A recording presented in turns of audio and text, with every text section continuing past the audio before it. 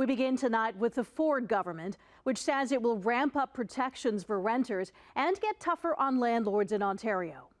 Housing Minister Stephen Clark says heavier fines, more staff for tribunals, and better protection from renovictions are on the way. But as Jason Guidola tells us, it doesn't seem to quite meet the mark for some locally.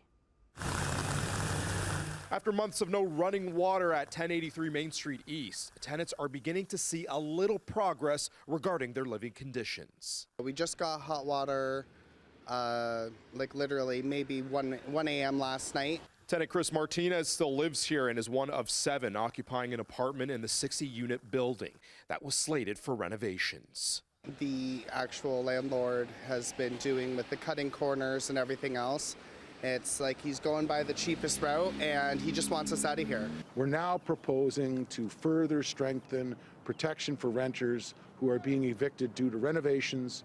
In London this morning, Housing Minister Stephen Clark says there will be more renter protection and stiffer penalties for landlords, adding corporations who break the law will face double the fines of up to $500,000. He also says tenants must receive written reports and updates on construction. Tenants would also have a 60-day grace period to move back in after the renovations are complete. Landlords must, of course, give these tenants the opportunity to move back in at the same rent they were paying before the renovation. At Queen's Park today, NDP opposition echoed concerns of affordability and standardization of rental replacement laws. Rent control should be on all units, including units that are built after 2018.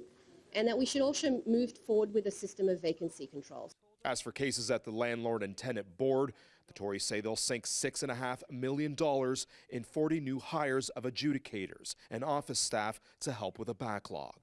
It's a useful thing, but the backlog is immense. And we also know that tenants are waiting much longer than anyone else at that board.